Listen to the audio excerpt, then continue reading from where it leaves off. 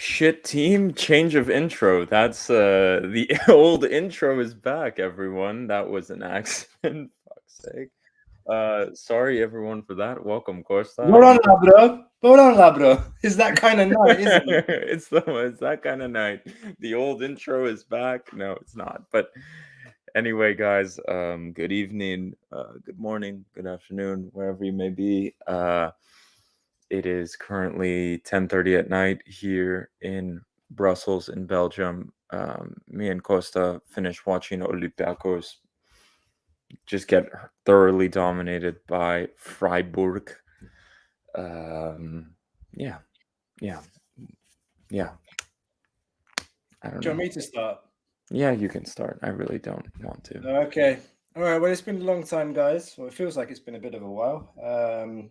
Thanks for joining again on such a night. It's been a party off the pitch. It's been disaster on the pitch tonight. Everything seems to be overshadowed by these massive signings that we're making for Greek football and the state that Greek football finds itself in. Otherwise, everything on the pitch is just going from bad to worse at the moment. It seems we hinted at it before. Carlos Corberán has got I think, seemingly impossible task, a task that's way above his pay grade, possibly. 39-year-old manager that's in way beyond his head. I think Labra and I were talking about this, and we're diving straight into things already here. But this is a manager who, if he'd started like Martins in April, and he had time to, work pre-season, work with the team, maybe we would see something good. Maybe we would see something really good. But right now, looking at this squad, I mean, sometimes don't get me wrong. It's nice to have Olympiacos in the spotlight across the world, and everyone's talking about the club and what we're doing off the pitch. But I'm sorry, but we're a ridicule on the pitch. That's the problem now, and you've got to wonder what players like Marcelo and James Rodriguez are thinking when they're up in the box watching this kind of performance, and everything is really stacked against them. And I've got to say also, guys, look at the roster. I've said it before, how many central attacking midfielders do we have now? More than 4. Valbuena, we bought in Zinkernagel, we got rid of him. Juan can play 10, Biel can play 10. Did I mention Fortunis? Rodriguez, that's 6 players. And then you've got 4 players up front now. Bakambu coming in with Abubakar Kamara, El Arabi, Wijo Juan. Can a 39-year-old manager handle that? And I'm not sitting here saying, sack him or don't sack him, but if you do sack him, then who comes in? Who in their right mind right now takes this job? You take one look at Olympiacos' roster and says, what am I supposed to do with that? With a game every 3 days? When does a manager even have time to work with the players? When? He doesn't have time. They play a game. The next day, the players that played, they do therapy, like they rest, they do massage or whatever, they do light training, and then maybe half a day tactics video. When do they train stuff? And okay, there's an international break coming now, but what's that, like a week, 10 days, 15 max? It's and to talk a little bit about the game today, it started off a bit like Maccabi and like the Nantes game. Within 3-4 minutes, Nantes had an opportunity. Today it was within the space of 1. I think they had their first shot on target from a mistake from Bar, and then they got that free kick, and it's the same old story.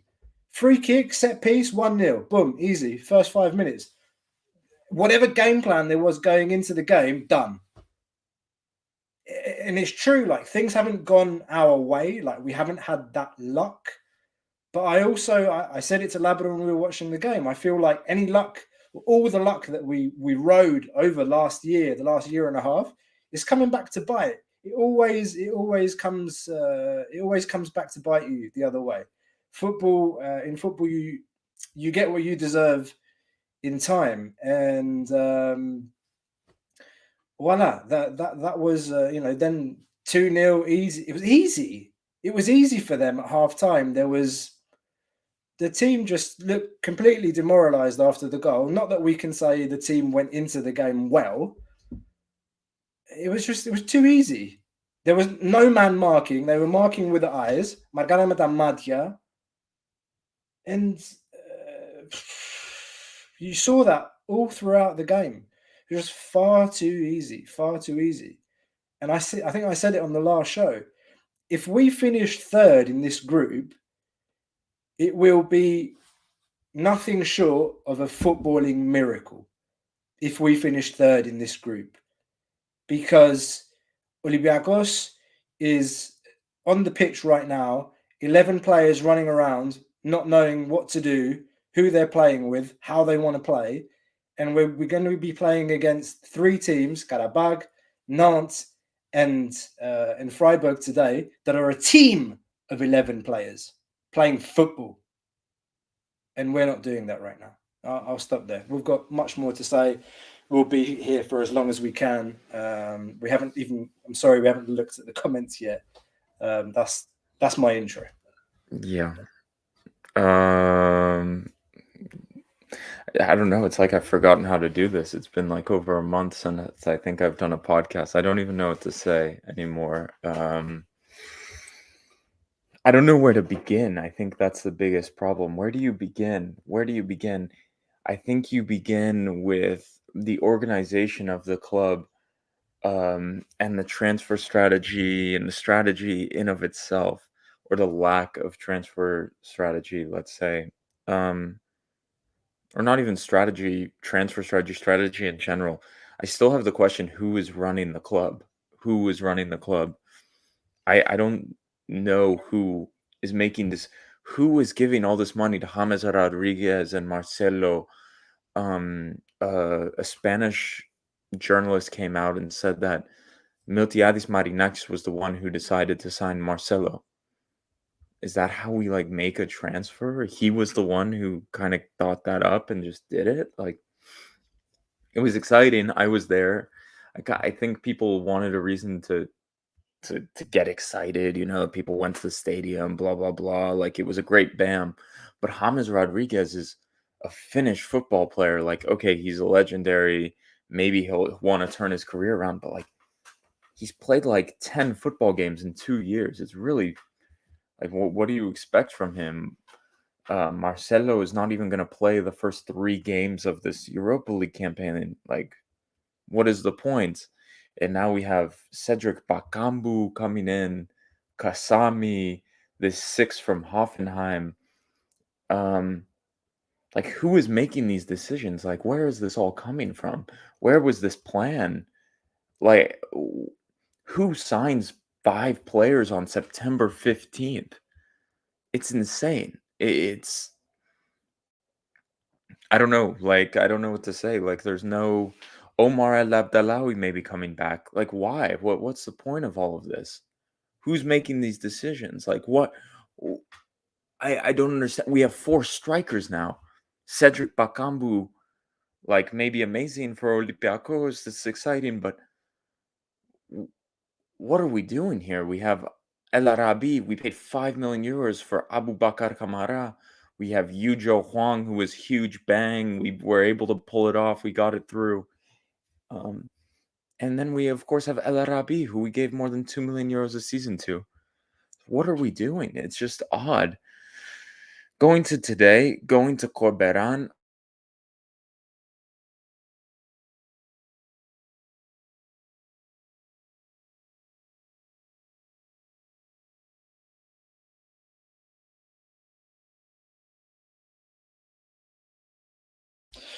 Labud, I think we lost you. Either that or there's something wrong with my connection. But yeah, I'm gonna slowly start going through the comments. And again, guys, thanks for the turnout today. What is a rather depressing night? Another one this season. That's now 2 wins in 12 games this season for Olympiacos. Good times and bad, like we always say. We're here. Do like and subscribe if you haven't done so already. Help spread the word. Gate 7 International, always here for you, connecting Olympiacos fans all around the world. Millionaire says Olympiacos will not win the league this season and will finish fourth in the group. Mark my words. Yeah, I think I share your sentiment with regards to the group. I think it's very, very difficult. And like I said, it will be nothing short of a footballing miracle, in my view, if we do manage to get out of this group, even into the conference. I think that should be our aim, to finish third, at least. But I'm struggling to see it. I'm struggling to see that happen. And as for the league's a long stretch, guys. And the playoffs, the last few years, it's been done. You know, the league's been finished the last few seasons in December already. One of the questions that I've asked recently is: are we ready? Are we prepared? Do we want as fans to see a competitive league? By competitive, I mean that the league doesn't end in January. We're a couple of points off the top right now. Panathinaikos is riding a wave of euphoria because, they think they can win the league this season.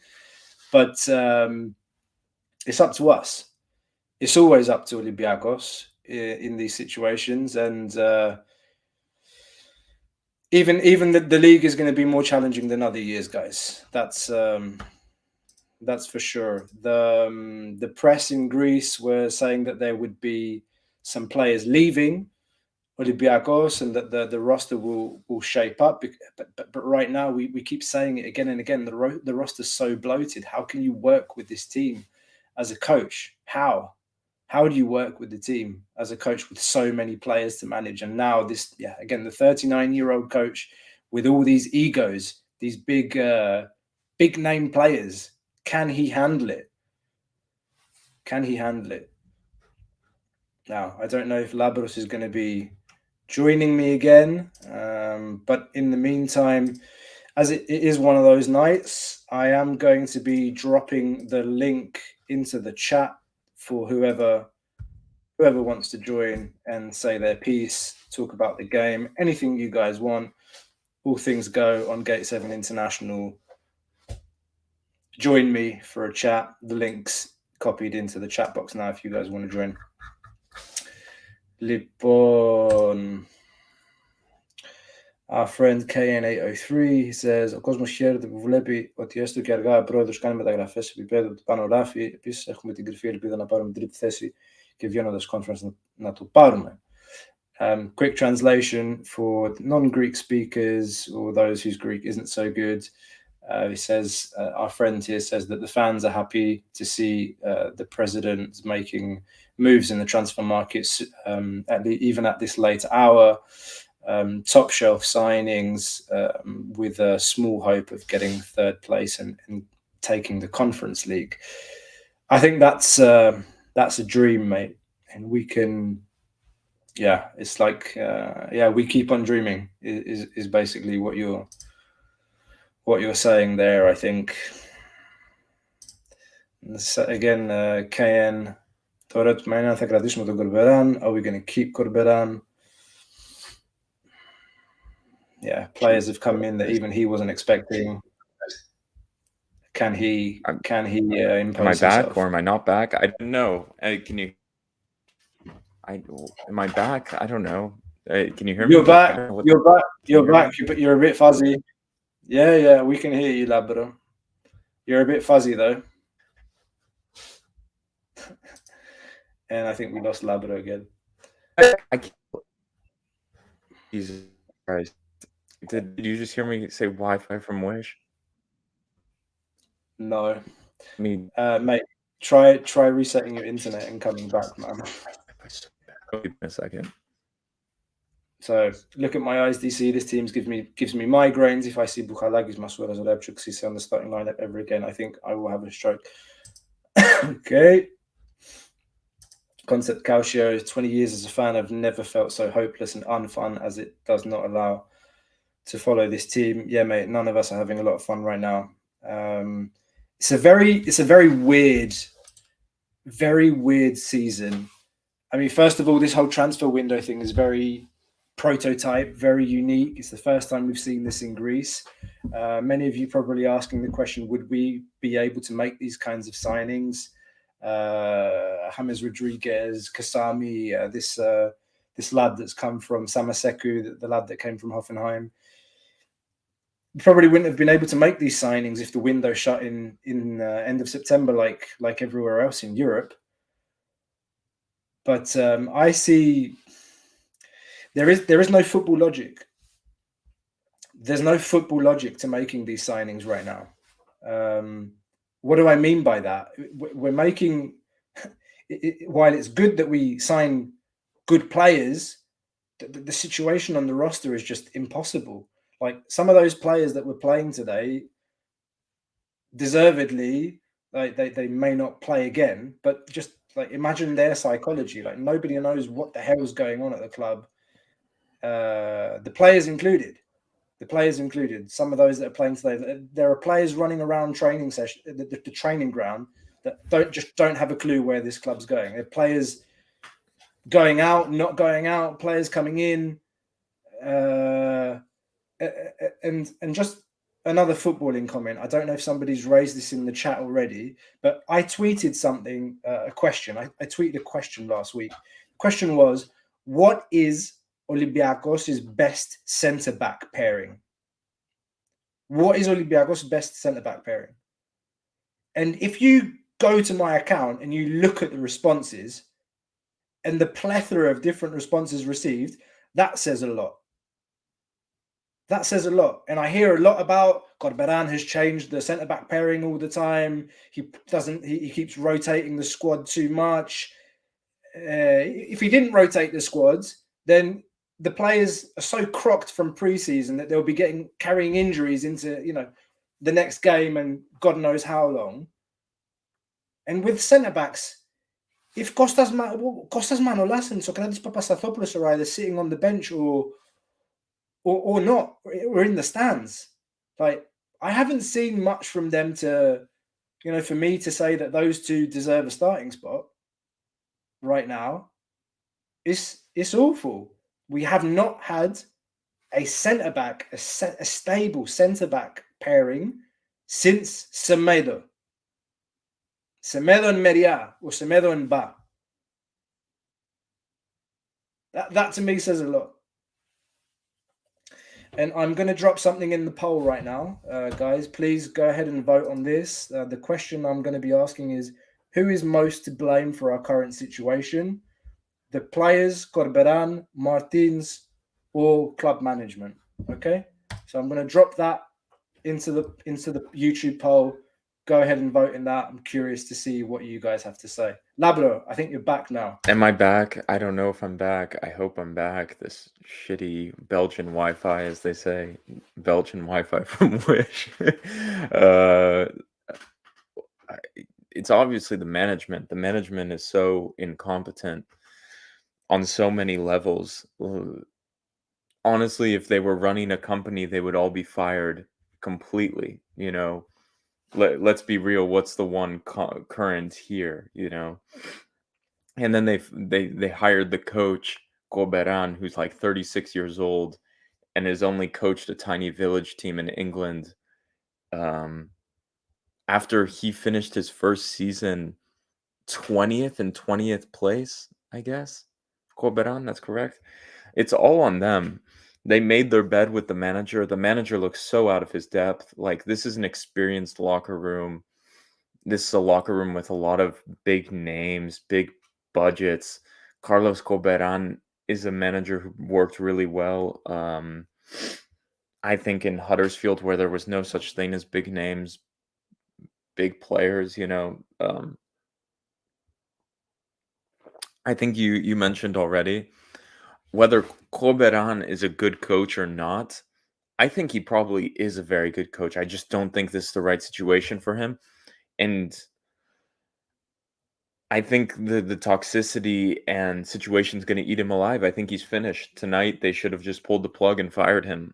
That's again. This is. I don't want to say that. I don't want to say like Corberan's finished. He needs to go. Like he's. But I think he's completely out of his depth. And does anyone see a situation where this turns around? Like I can't see a situation where it turns around. What they need to do is we brought in the. They need to go full Turkish. Okay, they decided we're going with Miltiadis Marinakis to make the signings and Vredzos and big names, James Rodriguez, Marcelo. Now you get the big coach. You know what I mean? You don't go sign Marcelo, James Rodriguez, and blah blah blah, and go with Carlos Corberan, right? You bin Corberan, and you bring in a big name coach. You give him big money. You blah blah blah blah blah. You go full Turkish. They can't just go half Turkish, you know? They can't just bring in the big names and the big players and the big salaries. Go full Turkish.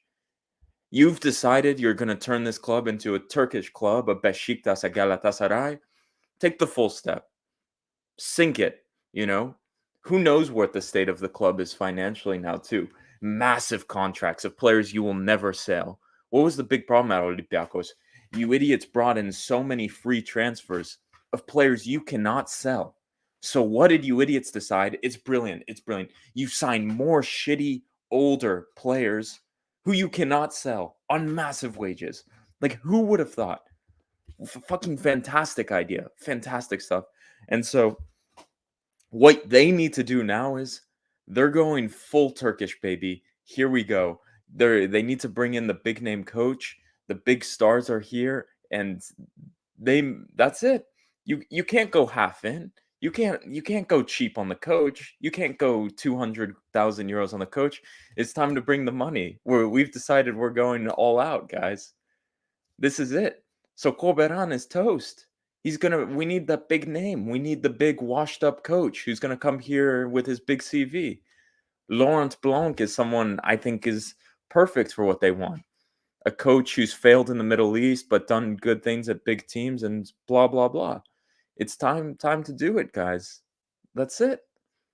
They made the decision. They made their bed. They destroyed the team. Now it's time for them to go all in. It's time for them to go all in. They destroyed the team. Now they can finish it by firing Corberan and hiring the big coach. There you go. That's my opinion, Costa. If you're going to go all in of all these players and big names of washed up players who knows what they're going to be, you got to go all in on the you got to go all in on the coach. No, You got to find a washed up coach. You got to do it. You have so many washed up players. You got to get the washed up coach. I want to thank Irakor for the kind donation, even if it's a very spicy comment there that I don't think Labra is going to want to comment on. Labra, for you, man. No, I'm not going to. Anyway, I saw a couple of comments already about coaches, and I know this is an opinion that's been going around a lot. ASG7 says, πιστεύω αυτή τη στιγμή ο Μίτσος θα ήταν καλή επιλογή.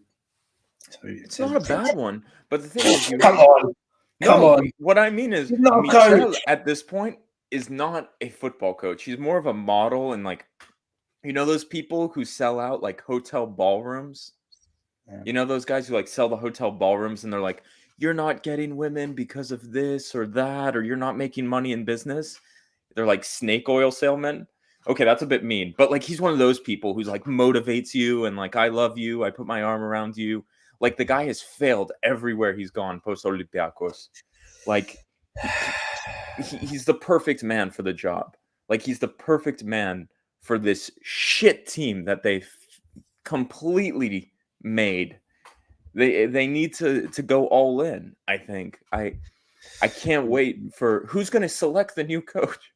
We don't know who selected Corberan, to be honest. I think it was Steve Cooper was like, hey, that guy Corberan was a decent coach in the final, huh? Maybe take him.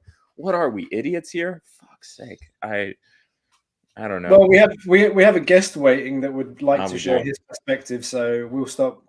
Both of us will stop ranting, and I'll bring in our friend. How you Hi, guys doing? Stefane. Yes. Man, Kalispera. first of all, I just want to say, man, I appreciate y'all, man. I watch this show all the time, and it's good to be able to hear some Olympiacos opinions in English. So I appreciate y'all. Just wanted to say that. Thanks, man. Thanks, Thank you man. for. Where are you calling from? I'm in Greece right now. I'm in Livadia. Oh, shit. Oh, nice. Okay.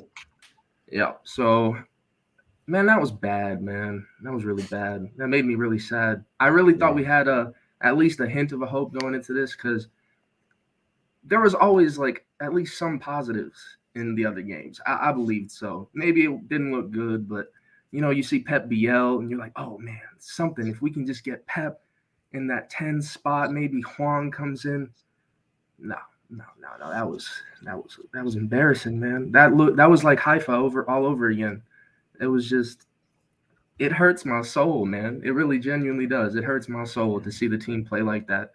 I mean, we're selfish with we're selfish fans, man. Let's be honest. We've had everything we've asked for the past however many years, and now it's just not working out for us. And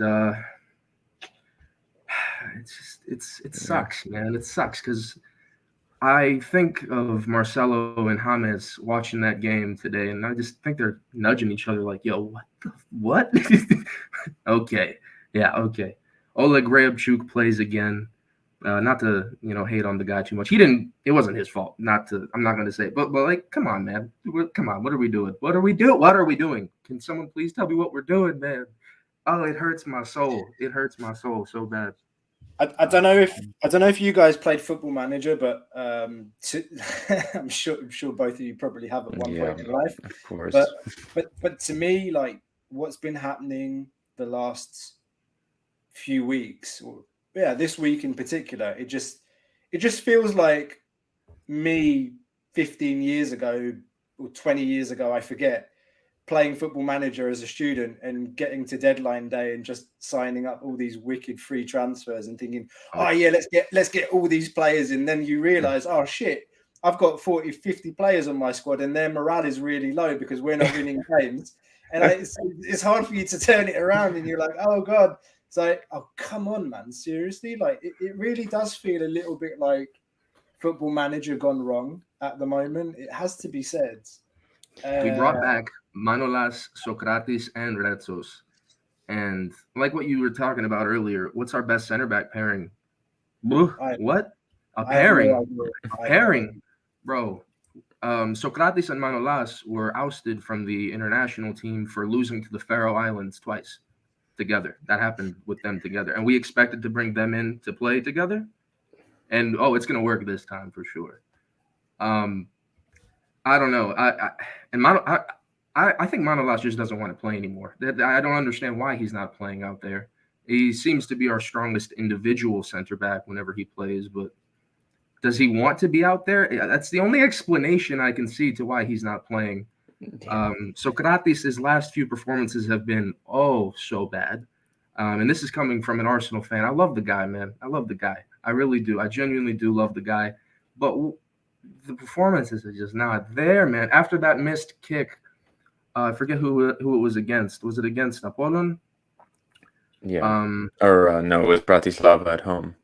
That's right. After that, I'm just looking at my friend. We're watching the game together. I'm like, I don't want him to play anymore, man. Like, this is just, it's sad. It's sad. He's complaining to the ref. You watch the replay, he just missed.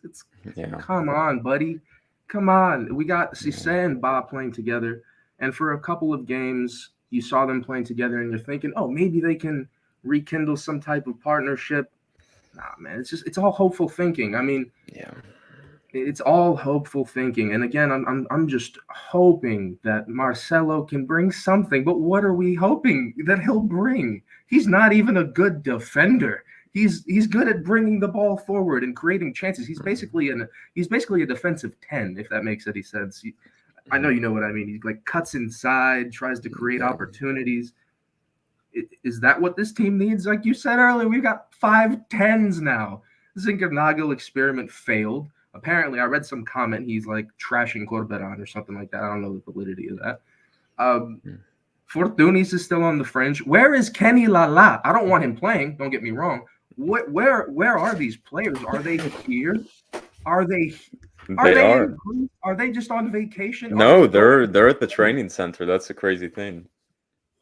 Yeah, bro, it blows my mind how we've gotten to this point. It is mismanagement to the T. It's not. You can't blame Corberan. I'm sorry, bro. Corberan, I feel sorry for him because I think in another reality, this man would be killing it right now. Pedro should have been fired 2 fucking years ago. Forgive me. I'm getting, you know what I'm saying? I'm sorry. Let it out. No.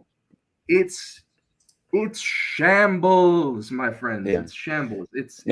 I agree so much. Your point about Corberan, like I see he's the guy who it's almost Martins before Martins. If Corberan came in April and was able to build a team and run preseason, I think you could see it.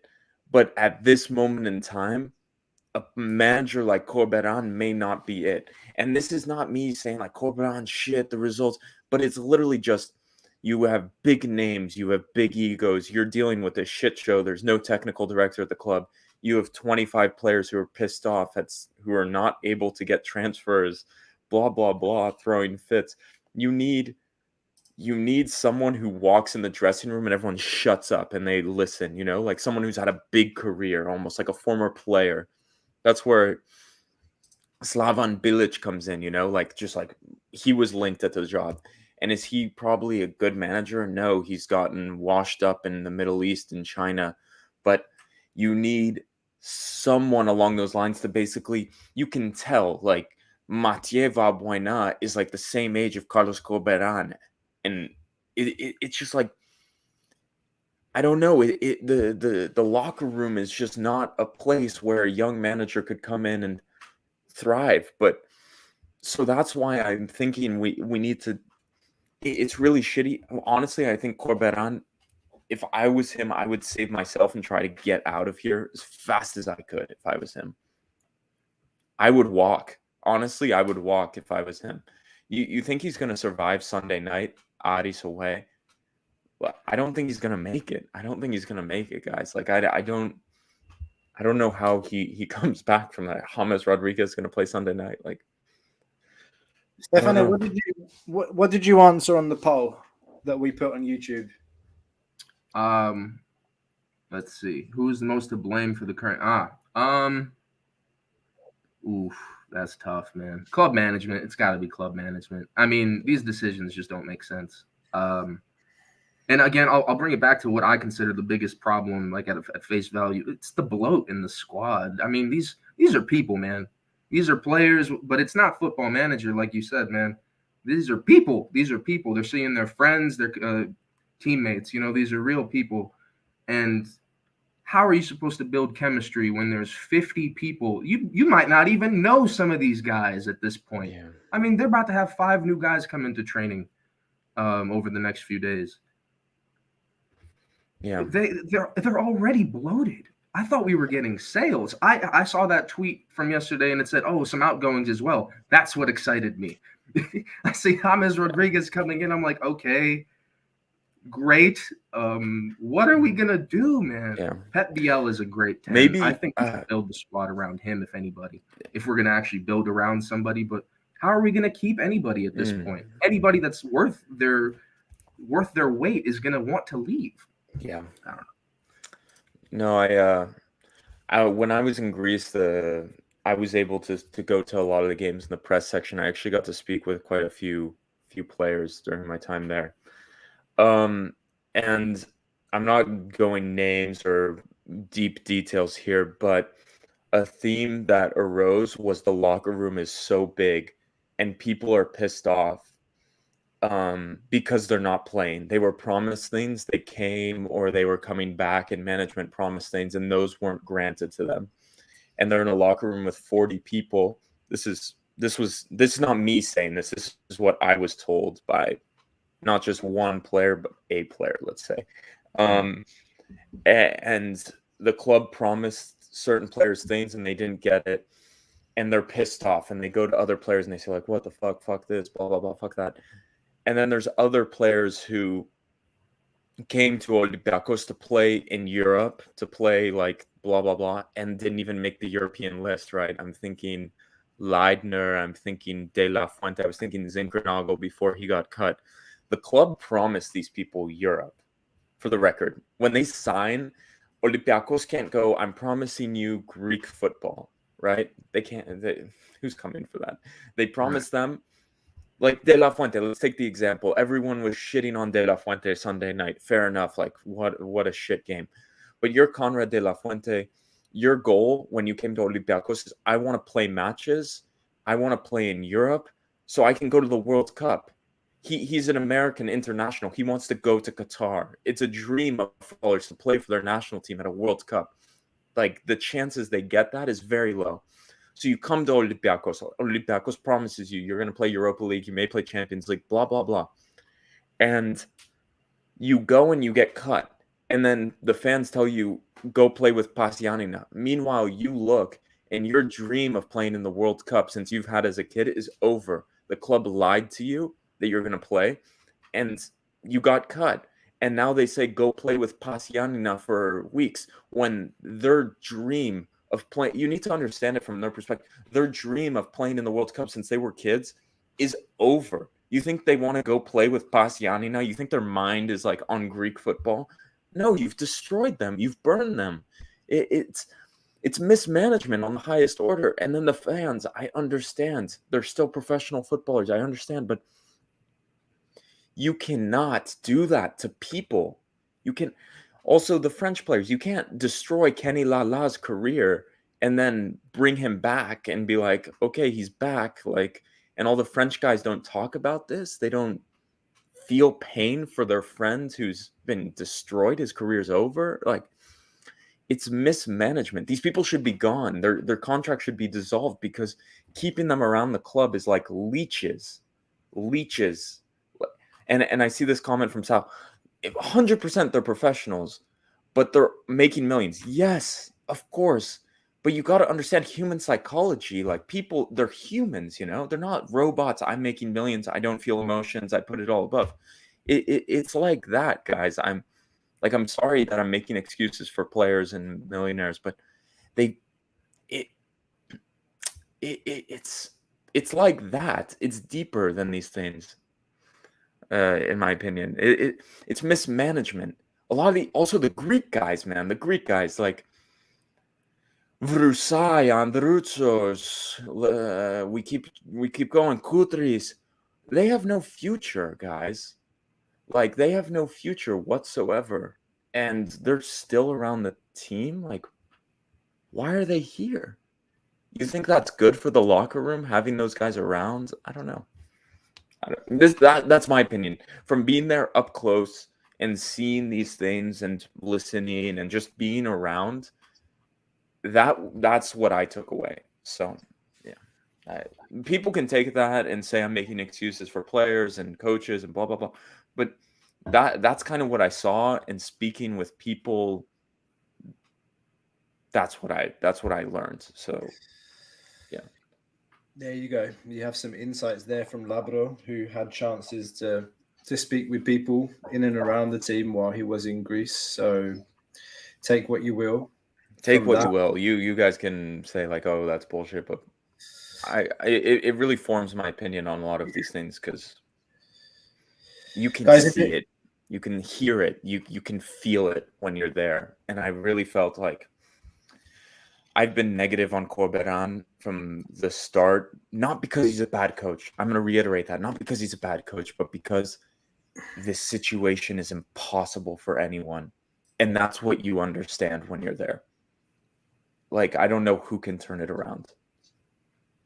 The club's got big decisions to make. We'll talk about that in a moment. Guys, if you haven't voted on the poll already, over 100 people have voted up until now. Get in there and click. Who is most to blame for our current situation? A, the players. B, Corberan. C, Martins. D, club management. Right now, club management's in the lead, 55%. Go ahead and vote if you haven't already. This channel is here for you guys. Gate 7 International, by the fans, for the fans, your voice. Tell us what you guys think. Stefane, I want to ask you a question before we let you go, because one of the last comments here was about settling on a lineup, having a steady lineup. And maybe this is a tricky question for you, but bearing in mind the players that we have right now, who would you like to see as a starting lineup as this season continues to develop? You That can is tough. Start from the goalie all the way up to the front. If you could pick a starting 11, who would you like to see? Don't have to take it too seriously. Just the first thing that pops to your head. No, for sure. Vaslik for sure. I mean, it's just the obvious choice for goal. I love Zolakis. I love that kid. I hope we give him an opportunity at some point. Just putting that out there. I love to see Greek players shine, especially the young ones. I want them to get opportunities. I think, Costa, I think you've said it a few times before that you want to see us put more faith into our academy. I'm a big believer in that as well. Anyway, so goalkeeper Vasily. Left back, not Reabzuk, probably. It's got to be Marcelo, I guess. But the thing with Marcelo is he's not going to be able to play 90 minutes week in, week out. Assume everyone's fit. Let's make it easy. Assume everyone's fit, ready to go. Like, who'd you pick?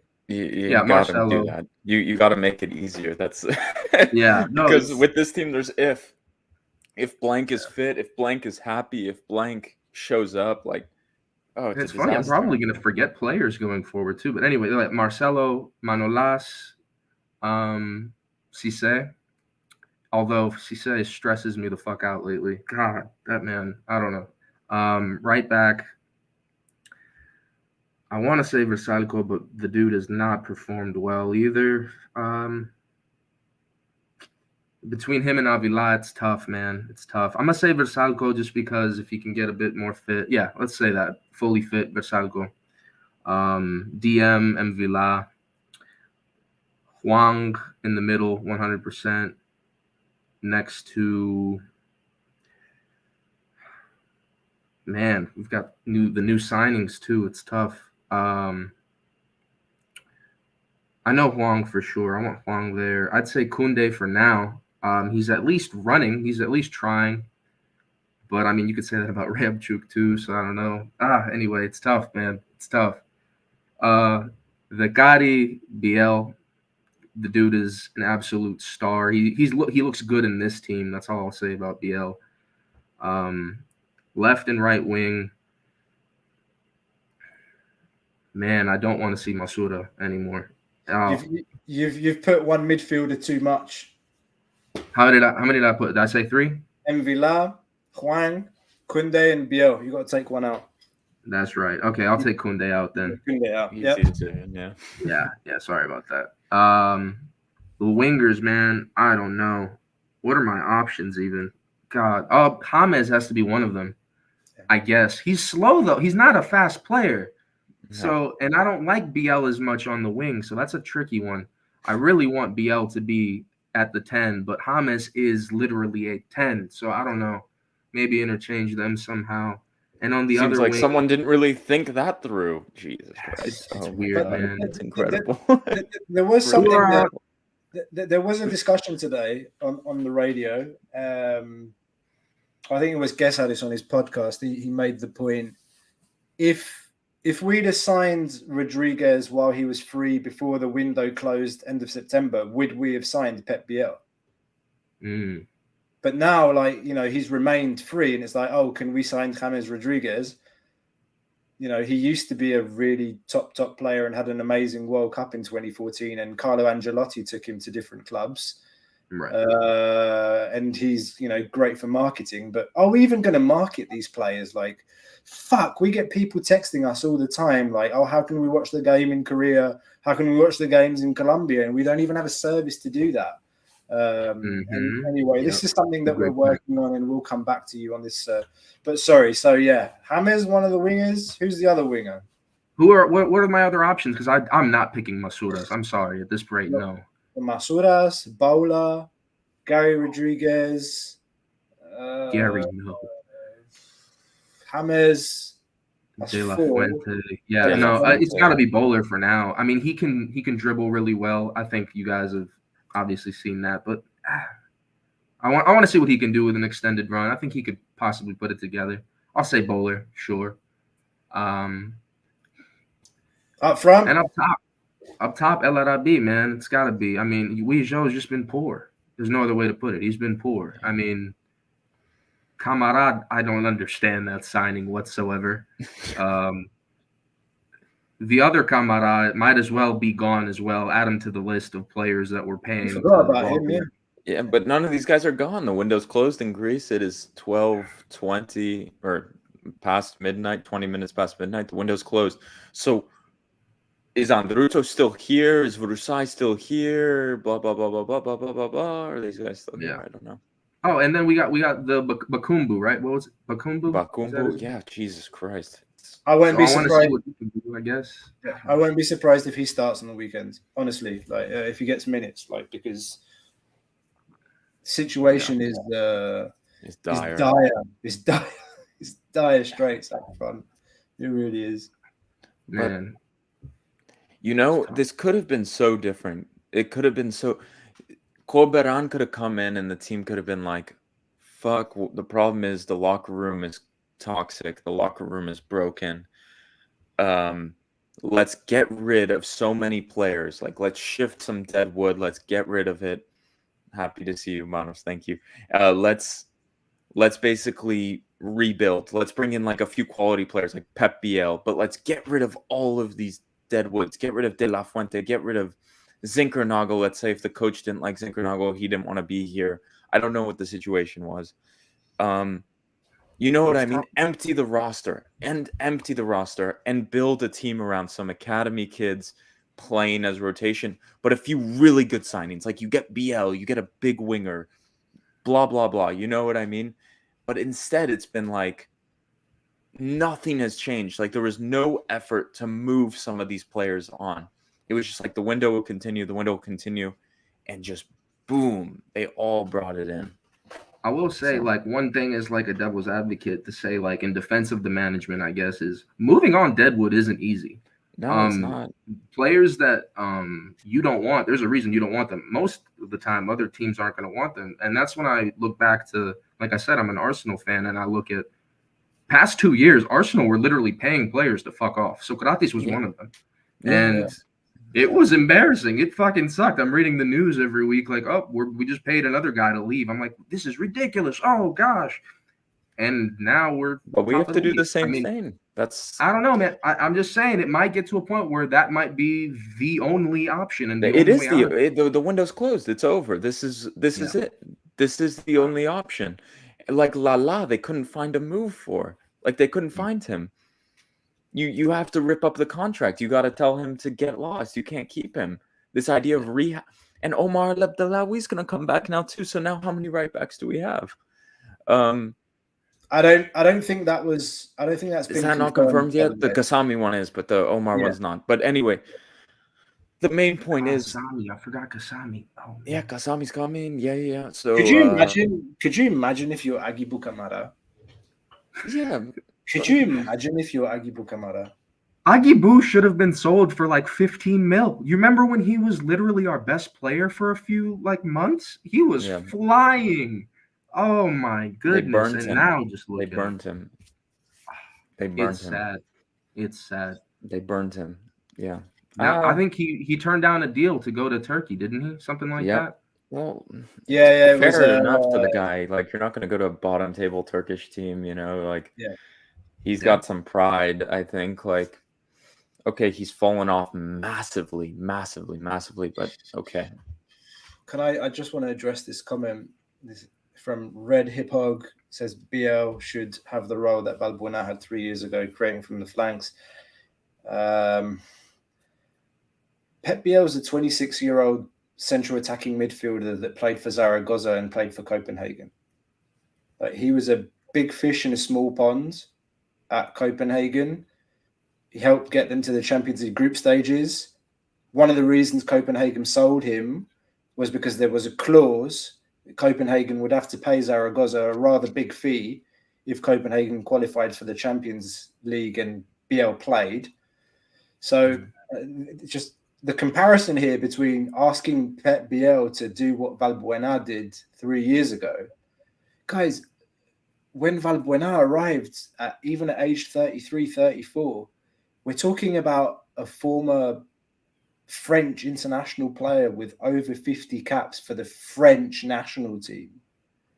Like, we're talking about a serious professional footballer, like high level, was world class with character. Like, this guy's been through shit. Like Marseille, Lyon. He played for Marseille, went to Russia, went back and played for Lyon. It's like leaving Olympiacos and going to play for Panathinaikos, or the opposite. Like, Valbuena is a serious. You need to get this. Like, the guy's a leader. Yeah. We have to manage our expectations a little bit. That's one of the reasons I'm bringing this comment up. I think Biel's a really nice player, but I don't expect. I get the point, but don't expect Biel to be what Valbuena was 3 years ago. Save yourself the disappointment. Hopefully, James Rodriguez comes in with motivation and stays fit, and he can be, with the quality that he has, he can bring some things on the field that Valbuena did. I don't think he has the same leadership qualities, No. but he was at that world class level. Yeah. No, and also I just saw a comment. Kostas Fortounis is still here. They extended his contract. Yeah. Yeah. How does that work? Someone explain that to me. How does that work? Like, it makes no sense. None of this makes. Why did we sign James just to sign James? None of it makes any sense. You know what I mean? This is why I was joking. Go full Turkish, because we're full Turkish here. Like, there's no logic in these signings anymore. It's just James is gonna sell jerseys. Like, it seems like they got almost a head rush from the Marcelo signing, so they were like, let's do another one almost. It makes no sense. That's a good point, actually. It makes no sense. And yeah, I know our savior at 10, Gustavo Scarpa, is coming in January too. That's the story, supposedly, which supposedly what we were told. So. Yeah, this is an opinion. Andy, good friend, says there are some like us that still believe in Carlos. Let him work this team, even if we fail. Failure is not a bad thing. We can build a winning team in the end. I mean, that's the thing, isn't it? Like, do we have the patience? And yes. But also, is Corberan the man to do it? Is he the man to do it? Does he have the background to do it? Maybe we need to accept, like, this is Olympiacos now. Like, losing 3-0 at home in Europe. That's it. Like, that's our level now. Obviously no one wants to accept that, but for this year, maybe that's it. What are your guys' expectations from Karabag? I said it at the beginning of the show, mate. I think it will be a footballing miracle if we finish third in this group. Karabag's a good team. They thrashed Nantes 3-0. Like, yeah, I'm not at all surprised. Like, that's a clear score, 3-0. It says a lot. Like, they're a good team. It's not people. I laugh at people that I hear on the radio talking about, oh, we're going to go to Karabag and we'll get confidence there. Like, I just, that's the thing, right? Like, do we go there, or they come here, or they come to? They're coming to us first, but maybe that's even worse. I don't know. I think I may have mentioned this either over a tweet or in a discussion with Labrador, but again, like, everyone's kind of talking about, if Corberan goes, then who's coming in, and I just brought up a comment that Dionysis Verveles, he didn't even do a show tonight. He was so pissed off, and he made some comments about Corberan, and it seems like he's already on his way out. I've seen some some Instagram posts as well from some rather, let's say, prominent figures. It's fans. coming. It's Yeah. like that's the thing as well. Like there's no coming back. This is Olympiacos. You can read the tea leaves at Olympiacos. It's not like Chelsea or Arsenal. It's not like a British club where they play their cards to the chest. Things leak at the like to fans, to journalists, quote unquote journalists, and you can sense it. Corberan is fucked. Like you can tell from the fans and from the journos what they've been told and what they're secretly letting out. It's probably not tonight, but you can tell. Like it's like reading the tea leaves, you know, like you have to sort through it a bit. Like it's not like it's really different because it's not like your French or your English club. It's like you need to like it's a Balkan type club or Turkish type style club. You like it's a Greek club. Olympiacos is a Greek club. You sort through the tea leaves, you know. You got to look through all the variables, and then you're like, Corberan's screwed. That's kind of like what the tea leaves is telling you. This isn't again like people are going to be like Labro wanted Martins out, now he wants Corberan out. No, like literally, that's not what I'm trying to say. Like what I can say is, what I can tell is that management is giving up on Corberan. I can feel it, and I can see it in the media, in the journos, in everything. They don't post anything without approval or from conversations with the club. Let's make that very clear. And when they start talking about Corberan's finished, he can't turn it around. When did they say that about Martins? Only after he lost 4-0 with Maccabi Haifa, they started questioning Martins. What does that tell you? It says everything you need to know about Olympiacos and Greek football and how things are run in these clubs. So that's my main point. The moment the journos start questioning Corberan or any coach, Jovanovic, whoever, done. That's the Greek reality. That's it. I just want to, coming back to that point that Andy raised.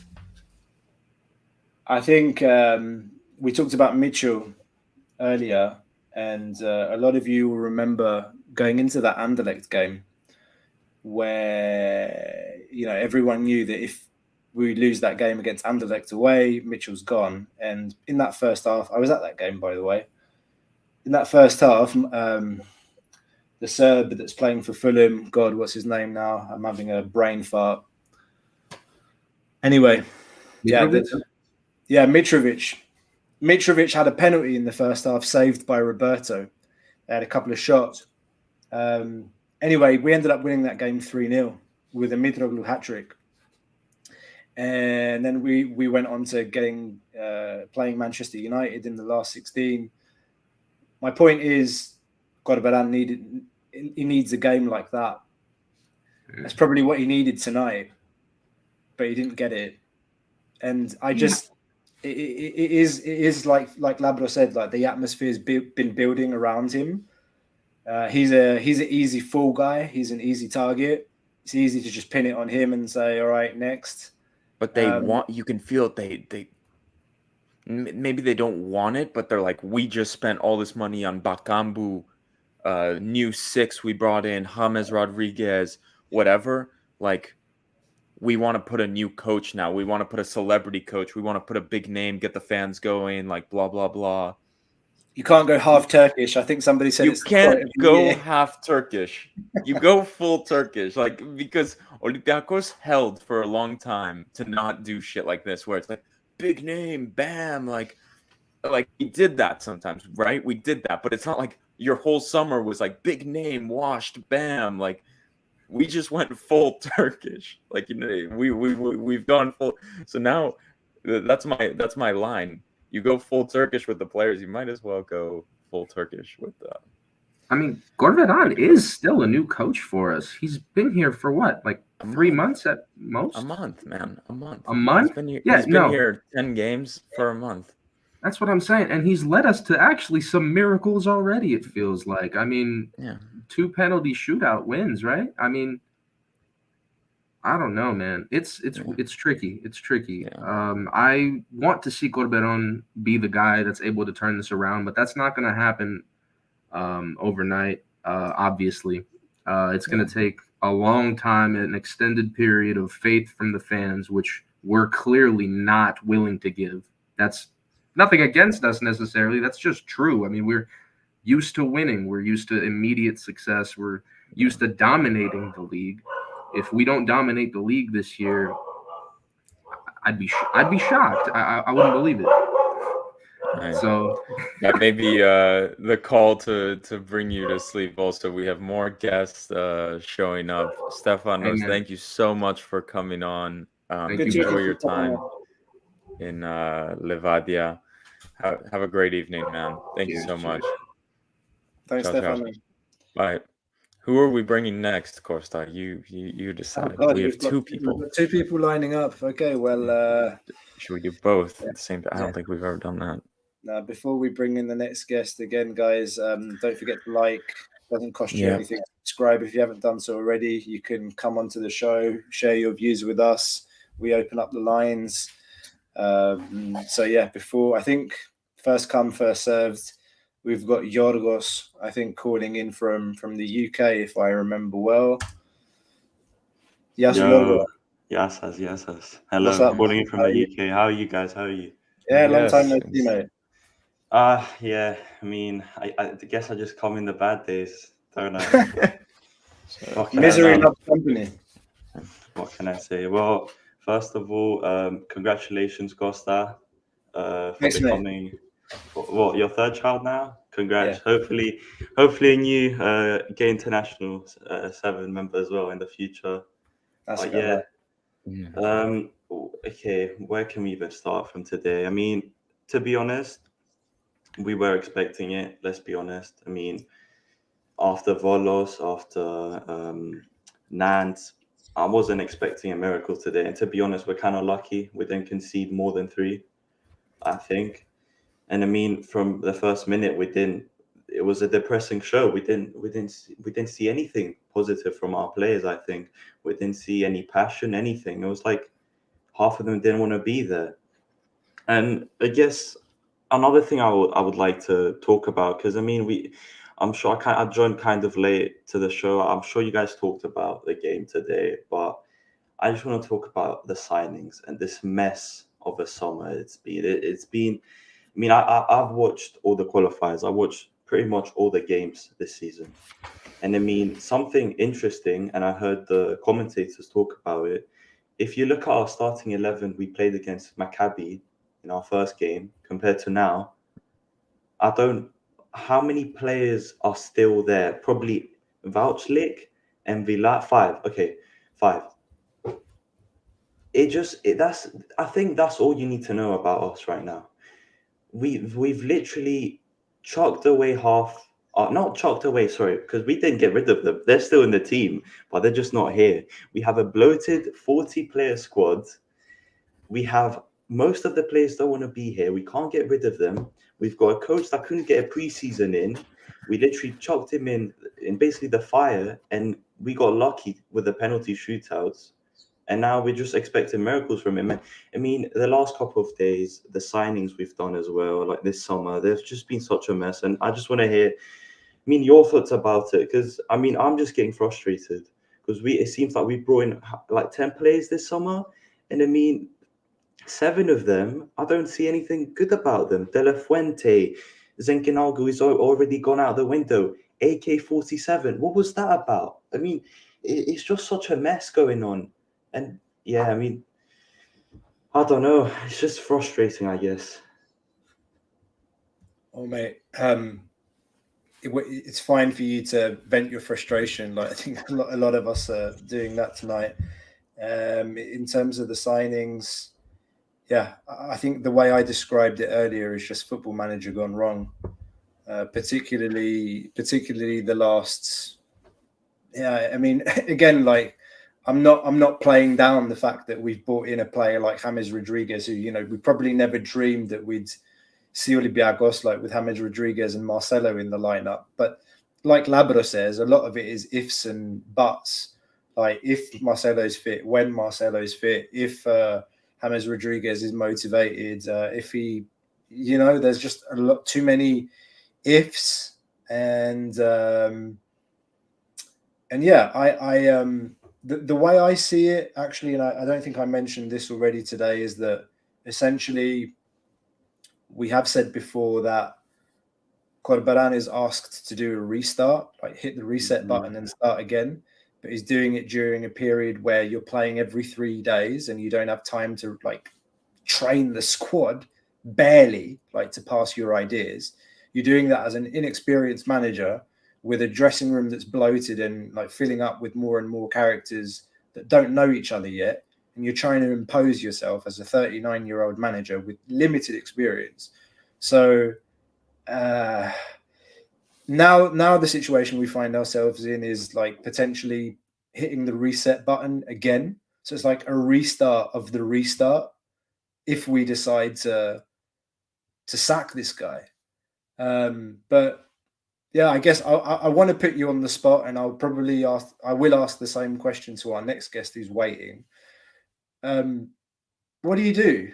What do you do now? Like, do you stick with him and you give him time? Like there's like on some of the last shows we said we want to be in a position ideally by November, by the World Cup, where we finish third in the group to get to conference, and we want to stay near the top, like near the top in the league, because there's a long way to go in the league. There's playoffs. This season, the playoffs might actually matter. Like this season, the Super League might actually be interesting. So what do? Do you sack the guy? Do you sack the guy and risk embarrassment? Like maybe they don't care. Do you sack the guy? Would you get a new manager? Okay, before I go into that, I just want to ask one question. Doesn't Rodriguez play as a cam? James? Yeah, James. Yeah, he's been playing on the left as well. I saw on... Wait, I just realized. Then why did we bring... That just seems a bit steep, because why did we bring BL and then we're bringing Rodriguez as well? Good question. Why did we re-sign Fortunis to another contract as well? And we also have That's why it's Football Manager gone wrong.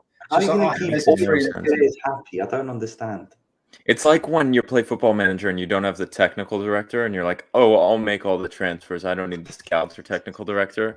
And then it's like August 30th and you're like, oh, shit. And then you look at like who's on the transfer list or the free transfers or free agents. And you're like, well, I just signed like you're 6 years in. You find like a 35-year-old like Mbappe or something. You're like, oh, shit. Wow, he's still about and he's on a free. Like, let's do that, That's just wow. I mean, I just realized. Yeah, I mean, that's wow.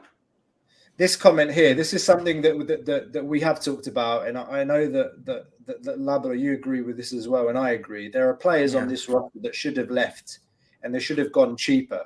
Like, why were we asking 15 million for Madi Camara or 16 million for Ruben Semedo when Benfica wanted him a couple of years ago? Like, yeah, we gave him a new contract, but like, look what we've got to learn how to sell players. We've got to learn how to sell players, and we didn't sell literally anyone. I think we sold Tiquinho for like $1 million to Botafogo. Did we sell anyone this season? No, it was just loans. Yeah. Anyways, back to the question you asked me, and that's my last point I would also like to talk about, and I'll leave for the next guest. So before I go into that is another thing, especially with the news in Greece, and something that's worrying is how divided we are, because we're obviously in a very bad situation right now, which we never wanted to be in, and everyone wants to blame someone. Someone has to be blamed for this. Everyone's trying to blame someone. So you have some people wanting to blame the manager, some people wanting to blame the players, and some wanting to blame the management and the people behind the scenes. Now, the thing with Corberan is, when he first came in, yes, we didn't win a single game, but at the end of the day, he did what we wanted him to do, just get us to the Europa. He didn't do it in the prettiest way. It doesn't matter though. We got through, even though there were penalty shootouts. After that, though, I was expecting a bit of progress, and that's the thing. I don't think we should sack him. Of course not, because who do you bring in? And it just makes the situation even worse. You've got to give him some time. But I was just expecting a bit of progress until now. And like for our loss, especially in France and today, he does get the blame a bit, but at the same time, I just feel like if there was like a whose fault is it, like a list, it would probably be management, players, and he would be last. But yeah, I mean, I think we have to keep him, because who do you bring in? I mean, and it just makes it even worse. They're Like probably looking for someone right now, because I think Sunday, if he loses with Aris, he's probably done. Yeah, if he loses to Aris, I don't see a way back, because the international break's coming up, and then I just think they'll kick him. I think they're on the phone making calls probably to 100%. But still, I think they're looking for that big name, like they were looking with James, like they were looking with Marcelo. They're looking for the big name, that kind of. I mean, hopefully, but at the same time, I am a fan of Corberan. I mean, I did watch him a bit towards the end of last season, with all the playoffs and all the like final matches in England, because I'm from the UK. I like his football, and I just think it's just because he's in such a bad situation right now. Like if he had a preseason, things could have been different. But at the same time, I mean, it's going to be a tough year. We know that. I mean, Europe, it's already out the window. I think best case scenario, we go to the conference, and I do think we're going to struggle in the league, because you see Panathinaikos. Unfortunately, they do have a strong team, and yeah, I mean, when we're dropping points, I know it's early on, but it is getting worrying. All right. Well said, man. Honestly, well said. For someone who doesn't do this podcast like consistently, that was really well put. Like, and very like shit. Like, I was very impressed by that, man. Like, call it more often. I'll try. Yorgo, very nice to have you back on the show, mate. I appreciate it, guys. I appreciate it. Have a lovely night. Thanks, mate. You too, Take man. care. Yes, Yorgo. Yes. That was Yorgo from the UK. Absolute lad. And let's go to our next guest. I think this one's coming in from Finland. Yasu Fetano. How are you doing, guys? What's going on, man? Tell us, like, what's going through your mind tonight? We suck. Like, it's impossible to see like light in the end of the tunnel right now.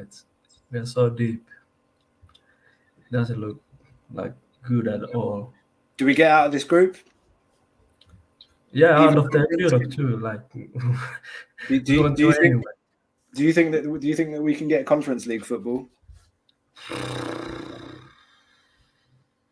That's hard. But I think the coach needs to leave. You don't lose 3-0 at Karaiskaki to.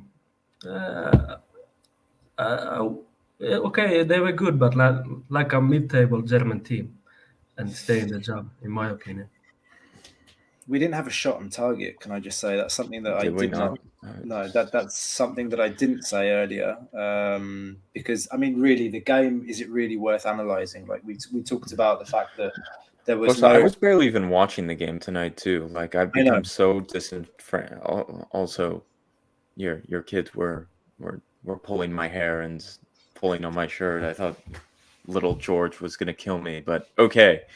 But also the football is like, I've seen this story for 2 years, like after the first goal, and I turned to Costa, I'm like, this feels like Haifa 2.0, man. Like, I don't know if I even want to really watch this. And so of course I'm watching, but it's not like, it's like more like you're required to watch this. It's not like, oh, I'm excited, Olympiacos is playing, like, let's do it.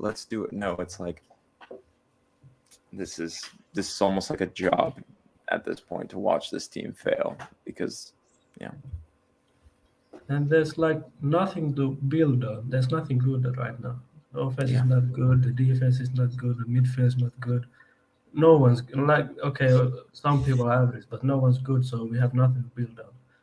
When Inbom Huang has been in the midfield, we saw something. Yeah, but that's we saw improvement from what we saw previously. We didn't have a player like that in midfield. And I know Ari's not on the show, and he'll probably make this point, so I'll kind of make it for him. Statistically speaking, like when Mvila, Inbom, and BL are on the pitch, this team is a lot stronger in midfield. And actually, have those three ever played together? Have they played together yet? BL and Huang. Did they play together in the game that you went to? One of the league games against the Olympiacos? Yeah, they did. Yeah, I think he and played. Huang also, Huang was they lied about him being injured. Like they're like, Huang's training, he's gonna play with Nantes, and then he didn't play in Nantes. He didn't play. Martial and I were sitting there watching him limp out of the locker room, like where the press are, and I was like, oh shit, he looks hurt. And then no one said anything, so I was like, oh, maybe he had a cramp.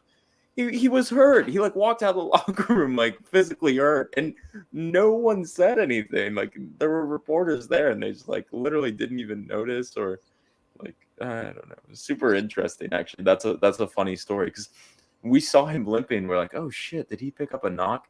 No one wrote anything. Didn't know.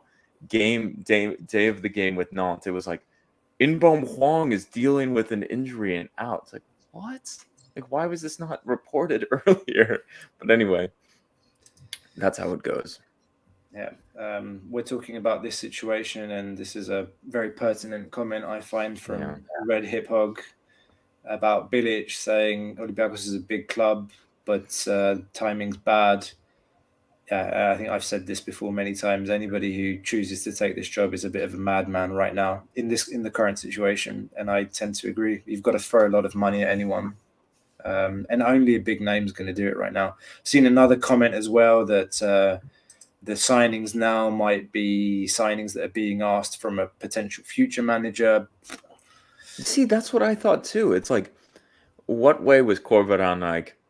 Get me James Rodriguez on the phone and Cedric Bakambu and Kasami. Does anyone think that you can see Pep Biel as being a signing of Corberan? Like he likes the way Pep Biel plays. He recommended him. But does anyone think Corberan like walked in? He was like, you know what? Get me James Rodriguez, Cedric Bakambu, Pajim Kasami, maybe Omar El Abdelawi. Let me think. Also that 6 from Hoffenheim. Let's get him on. You think he did that? Like, no. Who is doing this? We have no idea. But it's not Corberan. Like, he has no input in these things. He probably showed up and was like, oh shit, freaking James Rodriguez is here now. Like, what am I gonna do? This makes my job harder. Does James Rodriguez make his job that much easier? He probably brought in Pep Biel thinking that's gonna be my 10, and now he's got James who like, from what I understand, can barely run. He's like a bit washed, but yeah, we'll see. Yeah. Fetano, what do you think? Get rid of the manager, stick with him, bite the bullet, sleep in the bed that we made. Like, what do we do? What do you think? Get rid of the manager. Like, now, I'd actually go full Turkish right now. I'm not even kidding. You go full Turkish. See, you don't just go half Turkish. You go full Turkish. So I do Galatasaray right now. You just full Galatasaray. Just like fuck it. It's like one of those things. Like I heard someone say, it's like PASOK in the good years, pre-crisis. Buzukia like pre-crisis, baby. PASOK. Just like screw it. Bottle service. We'll pay in 5 years. Who cares? You know, like that. That's it. Also, you've got to write this quote down, man. Like full Turkish. Yeah, maybe that sticks from. You can't go half Turkish. You've got to go full Turkish. Concept. Do you want to make the t-shirts? Like, make the shirt. Some Turkish guy would see the shirt and be like, "Hell yeah, you got to go full Turkish." Like, no, it's not. Yeah. But what are we gonna do with like we brought in 3 big players who can play Europe that will probably be starters in the Greek league. Are we gonna play like a second team in the Europe and a better team in Greece? Yeah, who knows? Yeah, because this guy's actually a good player. No, he Like, is a very good player. I Yeah. don't get the whole context of how this happens, but the other ones you can see very clearly, like James Rodriguez. Like someone picked up the phone, it's like, "You're a free agent, come." Yeah. Kasami, you're a free agent, come. But like this guy, I'm a bit confused. I mean, I asked around, or we asked around about this player, Samaseku, who's coming in on loan, apparently with an option that's above 12 million euro.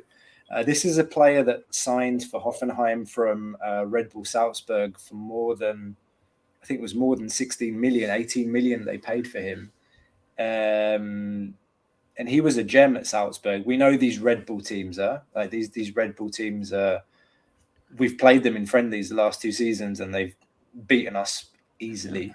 If there's a way to run a team, it's like the Red Bull way, and then like 4 million like kilometers away, it's like the Olympiacos Galatasaray way. It's like, screw the scouting, boys. Like, I just heard a big name who played for Real Madrid. Get him on the phone. Like, Mauro Icardi hasn't scored a goal in 3 years. Fuck it, we'll pay. Like, you know what I mean? It's like this way versus like the Red Bull way, where they're like, I don't know. Anyway. Yeah. This is a nice comment. Remember the build-up, Semedo at the back, Guillermo in midfield with the diagonal balls, Bukhalagis, Omar and Simikas and Pedense on the wings with the overlaps from the fullbacks. Yeah, mate. That's just, there was chemistry. There was chemistry in that team. It was a well-drilled, well-oiled machine, whatever you want to call it. But you guys know Aris is going like a small scale full Turkish too. Yeah. No. Just explain. Wait. What was it? Somebody's asking what the hell are we talking about with the half Turkish, full Turkish thing. Just explain it one more time. No. So what I understand from Olympiacos, there's no sporting director at Olympiacos right now. So what do Turkish clubs do? Turkish clubs, essentially what they do is they bring in big name players who played for big clubs who are maybe past it, and they pay a lot of money in wages for them to do it. But so Olympiacos has done that. They bring in high wage players, high blah blah blah players. They put their chips in with all of these really expensive contracts. But they need to go full Turkish. And what does full Turkish means?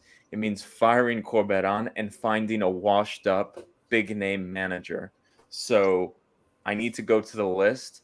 Just as long as it's not Rafa Benitez, for fuck's sake.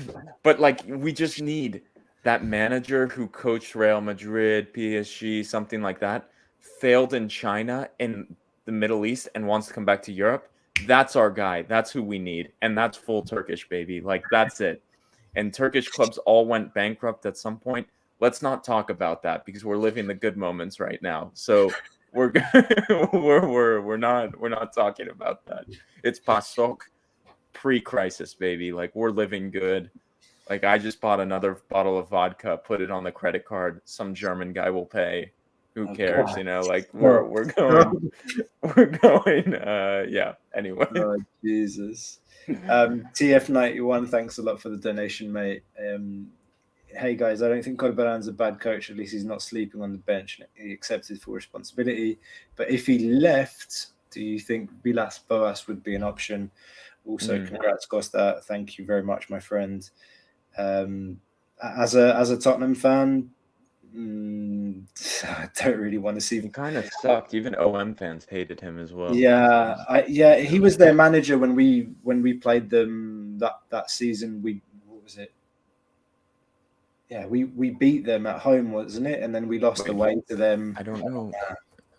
Nah, I don't fancy it at all. Vilas Boas. I'm fed up of Portuguese managers in general, mate. I'm not. I wouldn't be too. He's perfect. He coached Chelsea, of course, Porto, Tottenham. He failed in China. I think we found the man for us, guys. We've done it. Whoever, I think that's the one. Like, that's a nice CV. He failed in China, did it 15 years ago. I don't know. I like it. I like the option. Also, I'm joking right now. I would clearly, to be honest, some guy said, like, am I the only one who doesn't like these transfers? I hate these transfers. Did I go to the Marcelo signing ceremony? Yes, because it was pretty, I've never seen anything like that. It was like a historic moment. But are these transfers terrible? Yes, they're horrific. Like, have you seen this? James Rodriguez. Have you seen this rumor, like this crazy rumor going around that Zinedine Zidane is being Zinedine Zidane doesn't even come to Greece for vacation. He's gonna come for Olympiacos. What? Come on. He'll Like, bring Ronaldo with him. bring Ronaldo. Jesus Christ. What do we live? What do we live? Like, But you What know, else? guys, now Pedro Martins is still available, so he hasn't failed in China yet. I want a manager who's failed in China. Like, Oh dear Lord. or the Middle East again. Like, I need to go back to my candidates. Like, yeah, we need someone who's coached a huge team 15 years ago and recently failed in the Middle East. I'll go to my list and look. Yeah. Why does Corberan's appointment feel so much like Victor Sanchez and Oscar Garcia, though? Is it just me? There's It's a similar different. feeling. It's different, but it's the same, if you know what I mean. Yeah, there's a thing. It's like a feeling like of someone being a fall guy, almost like, you know, kind of being the fall guy. Victor Sanchez, he was a bit over his head, and like that was a shitty. Think about that. Like, Olympiacos fired that guy after 2 bad games, basically, right? Yeah, it was against the Hapoel Tel Aviv.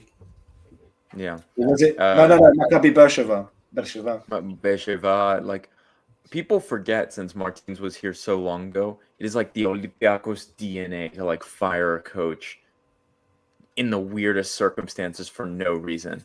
Like, how many coaches have been here longer than a year or something? You know what I mean? Like, it is what we do. We fire coaches. Like, that is our DNA, you know, pre-Martins. Like, we're blinded by Martins, the good years. But like, Olympiacos fires coaches very fast. So, I don't know. We're about an hour and a half into the show. Yeah, and, I need to go because I have to catch a flight tomorrow at like 7 in the morning.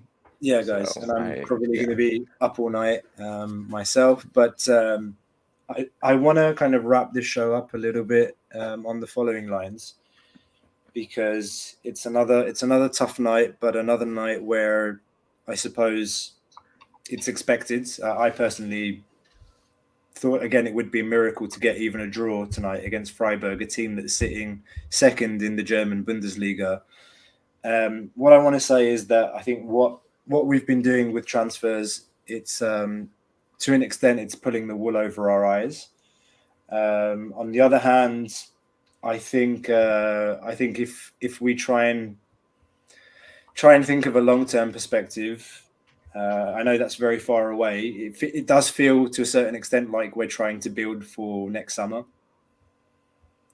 And I don't know if we've managed to let players go, because that was mentioned last night by Nikos Kotsis, the seeming authority when it comes to these things. My point is that what we have seen this summer is defying all football logic. For me, we've talked about the bloated squad too much, or too many times. In a normal football team, you make 3-4 signings in the summer. The last time we did that was Martins' second season at the club, when we brought in El Arabi, and I want to say, no, not Guillermo, El Arabi and Valbuena came in the second season. They brought those 2 players in. I think Podense too. Podense was there the first season against Burnley. When we went to the Championship. Burnley, Dynamo Kiev, he was there. True. He was there. He was wearing the 56 in Yeah. the first season. But yeah, like, there We you wanted go. a clear out, man. Like, we needed a clear out. We needed a Martins like clear out, and it never came. And No, it's now- because, like we said, they took too long to realize that, and we're paying for it. Double, triple, but quadruple. like, this is big time.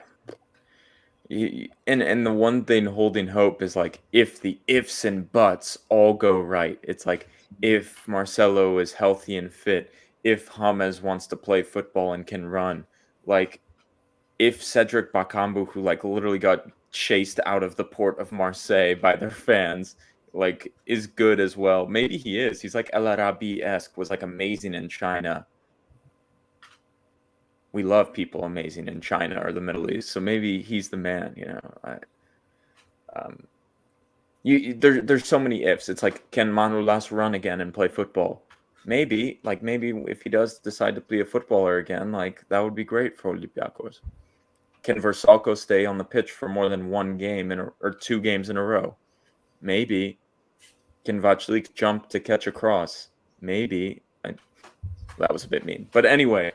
Main point is a lot of ifs and buts, and maybe if they all go right and if they all work out, Olympiacos will turn it around. That's the bet we've made. That's the bet we've made. Like I said earlier, it's time to go full Turkish and bring in the star coach. Again, this is not my opinion. This is what they have done, and this is what they should do. If you make signings like this, you're not Red Bull Salzburg. You're not Red Bull Leipzig, right? You don't even have a technical director. Don't even have a technical. Should we wrap up? Please wrap it up because I want to go to sleep. And there is live this night. Yeah. There's one more thing I want to talk about very quickly, and we've received messages about this during this live. We've received messages on our socials. A Korean vlogger was attacked outside the Karaiskaki Stadium. We can't not talk about this. It's obvious we condemn this kind of act. It's cowardly, it's bullying, it's criminal what they did to this guy. We are in contact with some folks to try and see what we can do. There is a photo out on social media with pictures of the faces, tattoos and stuff of the folks that are, these animals that attacked a South Korean vlogger that went to a game on a Thursday afternoon in Athens to go and watch a football game and was attacked. So we're trying to do whatever we can, guys. We'll put up, we can share the picture, like share it on your socials. Like we have to find these guys, and these guys shouldn't be.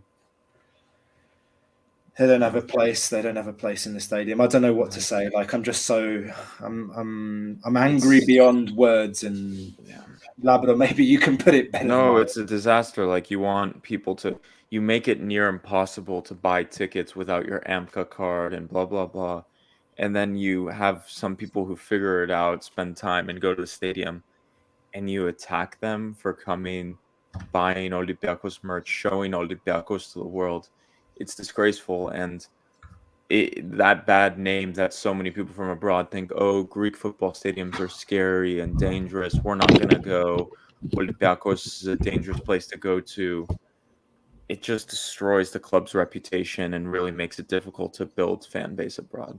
That's all I'll say about that. And I hope the police catch the people who did this, and they'll never step foot ever again in the stadium. They should be banned for life. Amen. Amen. And on that note, Fetano, thanks for joining us as well, mate. Thanks, mate. Until next time, guys. Do not forget to like and subscribe if you haven't done so already. Thank you also to our sponsors, BetUS. If you're a betting guy, you can head over to betus.com.pa. Use the code GATE7INTL that's across the screen there, and you can get 100% boost on your first deposit. Go and check that out, guys. Available in selected countries. We are Gate 7 International. Until next time, guys. Adios.